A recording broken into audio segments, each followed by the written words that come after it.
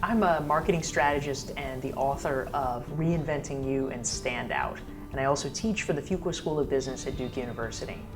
I had done some experiments where I was creating courses for other entities, but I had held back from creating my own because I was worried about trying to ensure that there was enough demand for it. I didn't want to spend a lot of time and waste a lot of time creating something that the marketplace didn't want.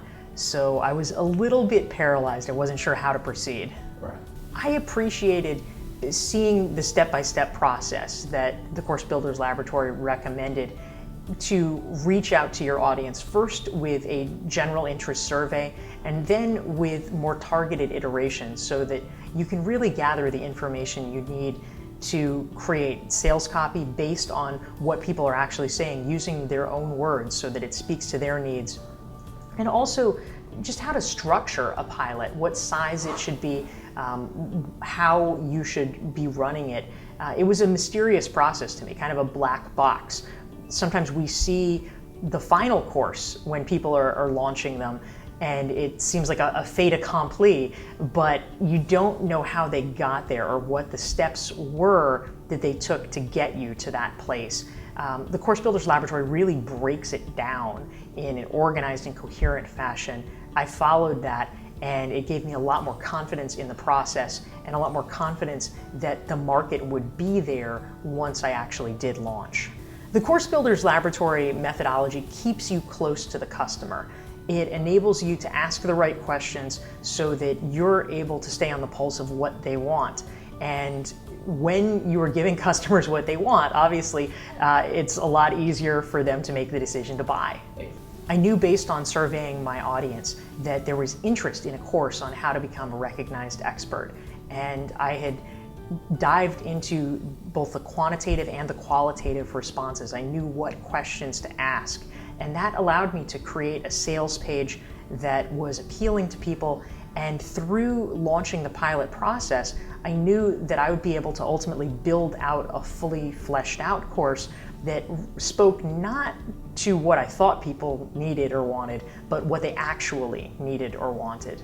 One of the things that I found particularly helpful was the worksheet that the Course Builders Laboratory included, because it enabled me to go through the survey results and look at them with a bit more fine-grained precision. Of course, anyone can look at the raw numbers of surveys to see how many people are interested in this or in that, but having the worksheets and a little bit more theory about how to evaluate the survey results was very valuable, because it enabled me to really look at what my most enthusiastic readers and customers wanted and be able to gauge accordingly what I should think about creating.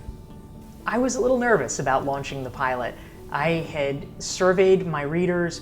I had created a sales page that I thought reflected their concerns and their interests, but ultimately, until you launch the pilot, you never 100% know how it's going to be received.